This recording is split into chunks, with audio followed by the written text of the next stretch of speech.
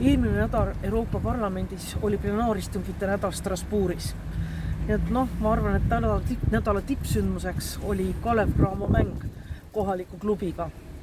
Nad küll kaotasid 1 punktiga ja lõpuminutitel või lõpusekunditel oli võimalus võita.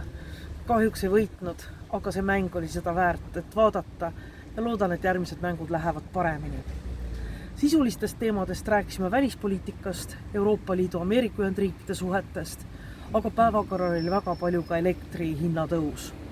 Elektri hinna tõus on probleemiks praegu kogu Euroopas, nii Portugalis, Hispaanias kui ka Eestis, teistes Balti riikides, kogu Euroopa Liidus.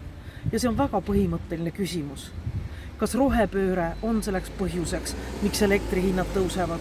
Miks ei ole suutnud valitsused elektrihinda kontrolli all hoida?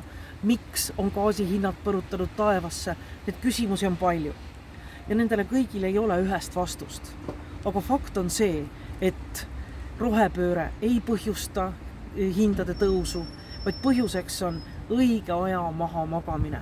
Rohepöördega oleks pidanud alustama juba varem, et täna oleksime olukorras, kus me saaksime kasutada rohkem taastuv energiat. Taastuv energia on väljapääs energiakriisist.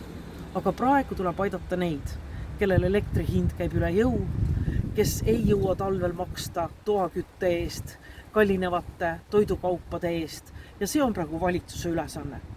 Euroopa Liit on selleks vahendid ette näinud ja vastused, minge küsige kohalikust omavalitsusest, ei ole vastus.